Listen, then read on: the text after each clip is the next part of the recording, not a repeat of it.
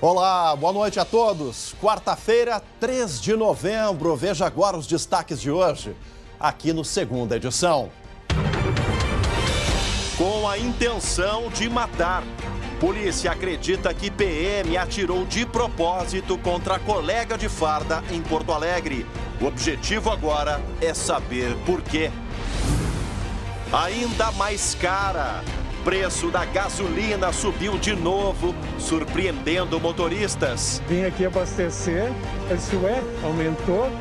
O preço que eu paguei a semana passada, já com aumento, esse aumentou hoje de manhã, né? A gente explica o motivo já já. 25 mil torcedores do Grenal e todos colorados. Grêmio sofre punição e Clássico terá torcida única. Saiba o que muda nas arquibancadas com o novo decreto do governo. E o Grenal perde um pouco do brilho por conta de meia dúzia de vândalos travestidos de torcedores. O SBT Rio Grande Segunda Edição começa agora e eu te convido. Vem com a gente.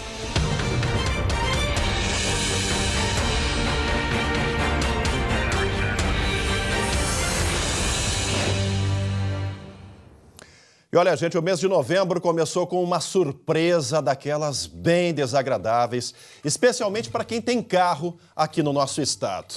Olha, o preço da gasolina, acreditem, sofreu um novo aumento nas bombas. Vamos até a Serra Gaúcha conversar ao vivo com o Guilherme Fadanelli, porque olha, quem foi abastecer realmente foi pego de surpresa hoje aí em Caxias. Fadanelli, boa noite, meu amigo. Foi sim, Chamali, boa noite. Isso porque não teve reajuste nas refinarias. Aí quando o motorista chegou para abastecer o carro, se deparou com mais um aumento no preço da gasolina.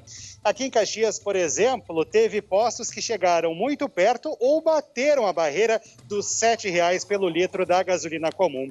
No acumulado ali dos últimos 20 dias, a gasolina aqui na cidade já aumentou cerca de 40 centavos. E olha, essa situação está difícil, viu, Chamali, para quem depende do carro para trabalhar e não está conseguindo repassar esses aumentos no preço final dos produtos ou serviços. Vamos ouvir. Não tem como, né, cara? Já tá ruim a situação desse jeito. Se repassar sei lá, cara. Tem que ir remando de um lado, do outro. Vim aqui abastecer, eu disse, aumentou. O preço que eu paguei a semana passada, já com aumento, esse aumentou hoje de manhã, né? Pois é, Chamali, dessa vez o problema não está no preço do barril de petróleo no mercado internacional, mas sim no ICMS, cobrado pelo governo do estado. É que o imposto ele é aplicado em cima de um valor base, que foi reajustado na última segunda-feira. Passou de R$ 6,37 para R$ 6,62. E aí, em cima desse novo valor, que o governo aplica a alíquota de 30%. A partir de agora, o ICMS vai ficar congelado até janeiro, mas isso não significa, Chamali, uma garantia de congelamento dos preços aqui nos postos, viu? Isso porque se o preço do barril de petróleo subir no mercado internacional, novos reajustes devem acontecer nesse período. E esse sistema todo de cálculo dos preços tem prejudicado, inclusive, os donos de postos de combustíveis. Segundo o Sindipetro aqui da Serra, cerca de 100 postos fecharam no país somente no mês de outubro. Vamos ouvir. A gente sente a venda cair, sim, nota-se isso muito nítido. Quando aumenta o preço, diminui a venda. Para o revendedor, a gente gostaria que a gasolina tivesse metade do preço que estão. Acho que as pessoas circulariam, comprariam, a gente teria volume de venda. Está todo mundo, Chamali, tentando economizar. Quem pode, como os caminhoneiros, está abastecendo, enchendo o tanque em outros estados onde o ICMS é menor. Vamos ver. Abasteço no Paraná, né? Perto do polo, porque dá diferença de quase 20 centavos o litro, né? Que nem um caminhão vai 800 a 1.000 litros, cada abastecida você economiza R$200, né? No Rio Grande do Sul não dá para abastecer? Não dá, né? Não dá, né? Porque o preço é muito mais alto, né? Pois é, Chamali, tem gente aí pensando em trocar o carro pela moto para poder economizar mais no fim do mês. É uma alternativa, né, Fadanelli? Porque do jeito que tá, meu amigo, tá muito complicado para qualquer faixa social aqui do nosso estado. Obrigado ao Guilherme Fadanelli. E a diferença, um dia o gaúcho vai conseguir entender, né? Pelo menos o governo vai poder explicar por que ali do outro lado do Mampituba, por exemplo, com a gasolina, é R$1 a diferença de 1 litro que é pago em Santa Catarina e pago aqui no Rio Grande do Sul. É a guerra fiscal, né? ICMS, quem paga é sempre a população. E olha, atenção para você que ama, é apaixonado por futebol. Tem novidade sobre a ocupação de público nos estádios gaúchos.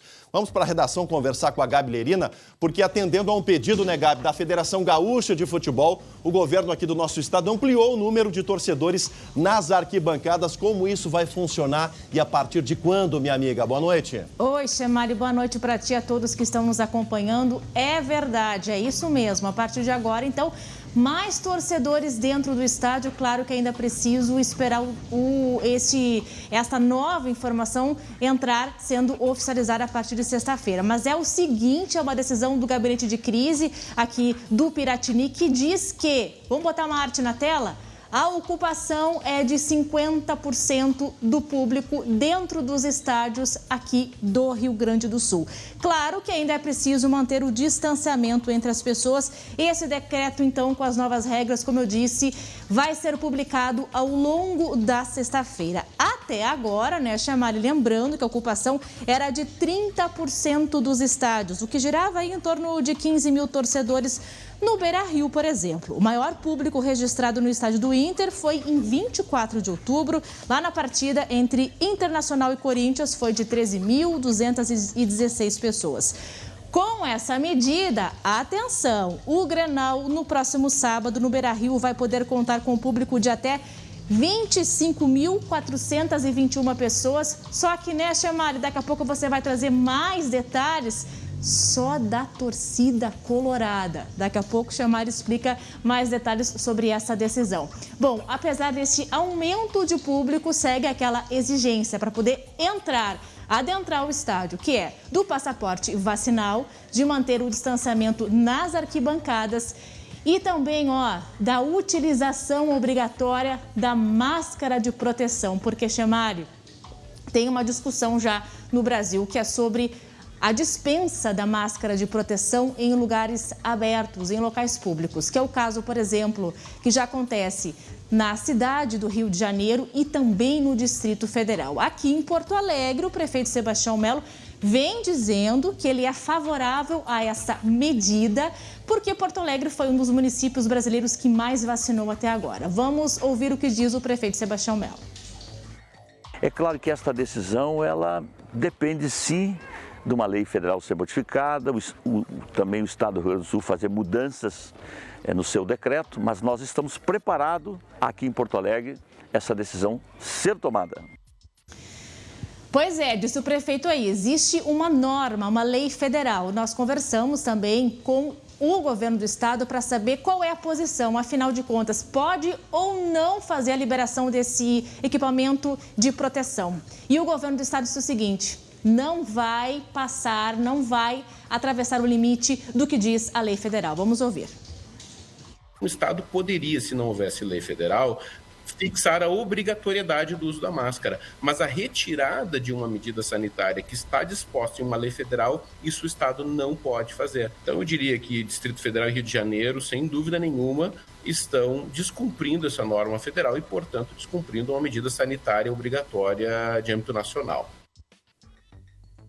Se é norma, tem que ser cumprida, mas é preciso olhar com bons olhos essa possibilidade.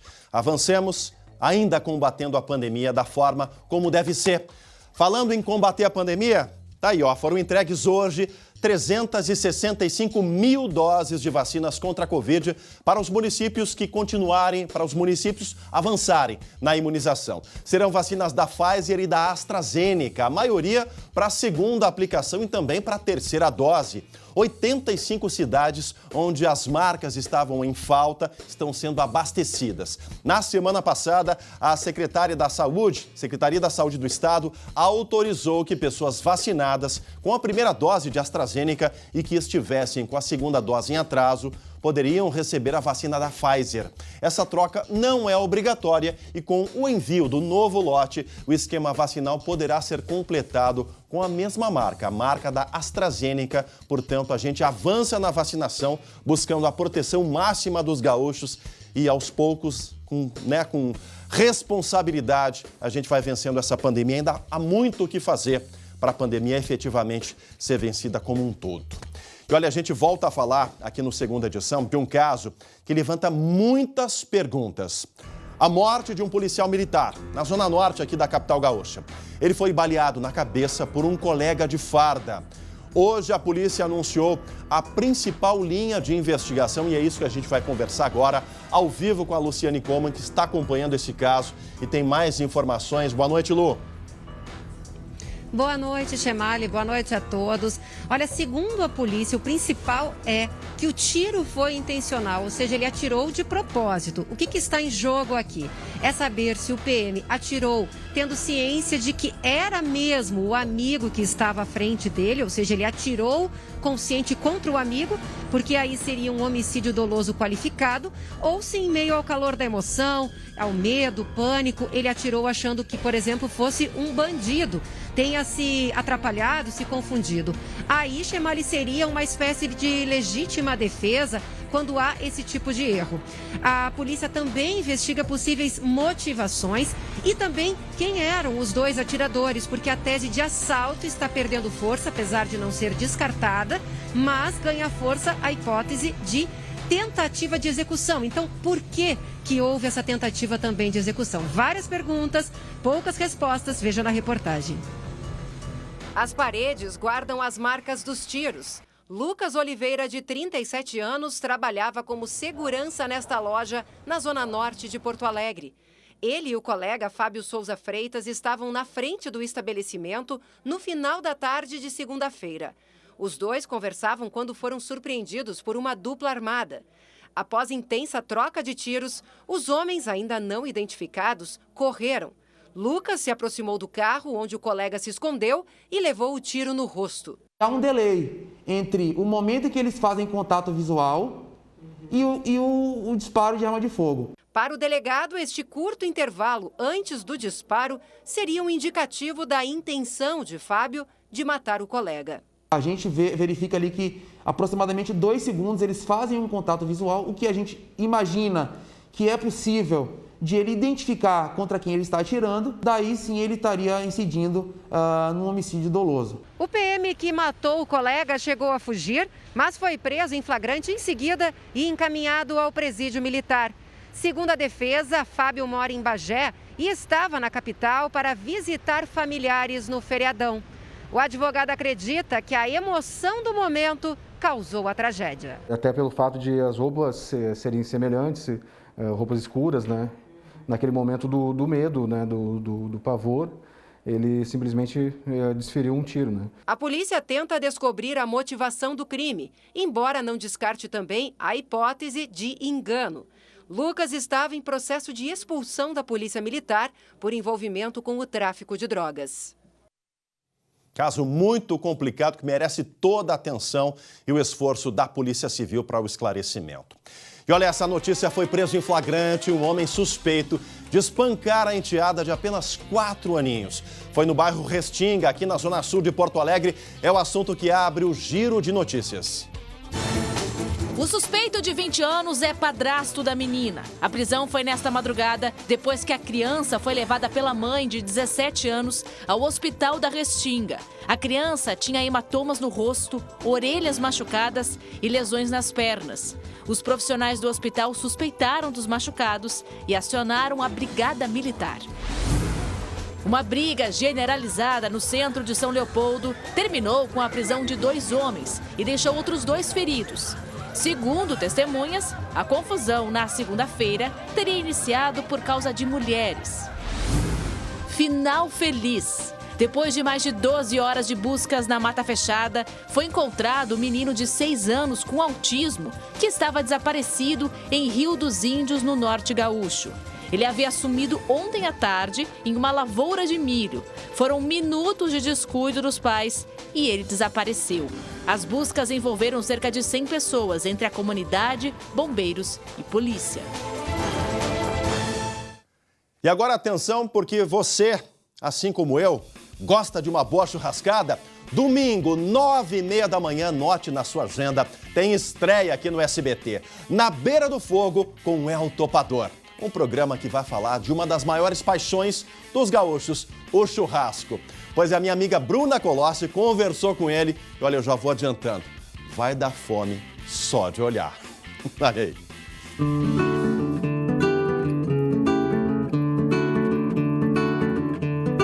Gente, estão sentindo o que nos espera todos os domingos na tela do SBT? Vai ficar todo mundo na beira do fogo junto contigo? Bruna, com muita felicidade eu espero que esteja todo mundo junto conosco na beira do fogo, cultuando o que é de melhor do churrasco, que é o ritual, a confraternização com muitas receitas práticas, deliciosas e convidados para lá de especial. Estou esperando todo mundo na telinha do SBT todo domingo.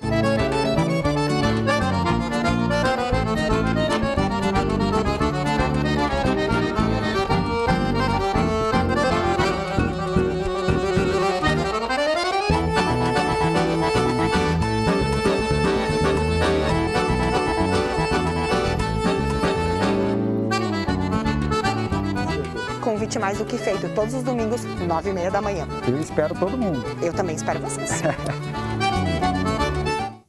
Tem dia melhor para um churrasco que domingo? Não existe, né, gente? Olha, ainda hoje, aqui no Segunda Edição, depois da pancadaria criminosa, punição para o Grêmio. Grenal vai ser de torcida única.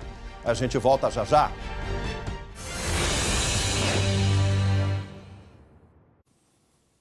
Voltamos com a Segunda Edição para todo o nosso Rio Grande. Olha só, gente, os dias realmente passam voando, né? Já estamos em novembro, ou melhor, Novembro Azul, mês focado na saúde, na prevenção de doenças de próstata. E falando em saúde e prevenção, você viu que a IBCM prorrogou a condição de carência zero? É verdade! Você se associa e já pode utilizar toda a rede própria da IBCM para consultas e exames, incluindo odontologia. E como você já sabe, com a IBCM não existe coparticipação, nem mudança de valor conforme a idade. Por isso, chegou a hora. Esta é a melhor condição para você ter todos os benefícios do plano de saúde da IBCM desde agora. Chame no WhatsApp que está aparecendo aqui na tela, que a equipe da IBCM retornará a você. IBCM, o plano de saúde feito para o servidor público municipal e estadual. E agora a gente fala de esporte aqui no Segunda Edição. Olha só, o Grenal deste sábado só terá a torcida colorada, gente. Isso porque o Grêmio foi punido pelo STJD na tarde de hoje.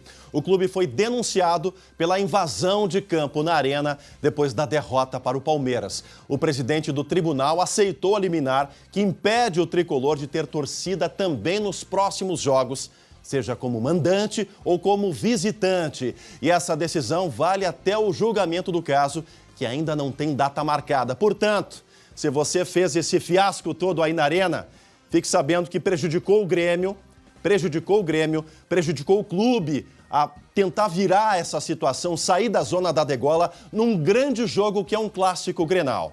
Num grande jogo. O Grenal perde muito em não ter a torcida mista, em não ter os dois lados representados no estádio de futebol. Logo agora, com a flexibilização, com o aumento da capacidade, portanto, punidos já foram identificados pelo menos 22 torcedores, mas é preciso punir de verdade, porque isso aí, essa sensação de impunidade favorece esse tipo de situação. Invasão de campo, agressão contra jornalistas, contra a área dos seguranças, contra a brigada militar e contra o próprio Grêmio. Estão satisfeitos? Pois está aí a decisão. Grêmio sem torcida, pelo menos até o final do campeonato. Falando em torcida do Grêmio, essa sim que merece apoiar o time, daqui a pouco tem Grêmio em campo. 21h, o tricolor enfrenta o Atlético Mineiro. Wanderson pendurado com 2 amarelos deve ser poupado para o Grenal. O risco de suspensão para o clássico fica por conta de Thiago Santos, que também tem 2 amarelos, mas vai encarar o Galo. O tricolor vem de 2 derrotas no Brasileirão e precisa pontuar. A situação está longe de ser tranquila, mas um resultado positivo hoje faz o time de Wagner Mancini chegar no clássico Grenal com esperanças de se livrar do rebaixamento. E por falar em Grenal, o Inter já está se preparando para o clássico. Com a semana livre, o time de Diego Aguirre tem no gol a principal dúvida. Daniel ainda se recupera de uma fissura na costela e pode desfalcar o Inter mais uma vez. Nesse caso, Marcelo Lomba vai para o jogo. O problema é que o time ainda não venceu no Brasileirão com Lomba como titular. Os últimos 4 jogos provam essa instabilidade. Será que no Grenal isso muda? No sábado, a gente descobre. Tá aí um Grenal com todos os temperos de um jogo histórico. Como eu disse, pena que só vai ter a torcida colorada. A torcida gremista tá fora desse grande clássico, mas daqui a pouco tem ainda a chance de apoiar o time contra o Atlético Mineiro lá em Belo Horizonte. A todos uma ótima noite de quarta-feira. Daqui a pouco vem o SBT Rio Grande, aliás, o SBT Brasil na sequência amanhã, 11h30, SBT Rio Grande com o André Har. E a gente volta 7h20 da noite aqui no Segunda Edição. Tchau, tchau.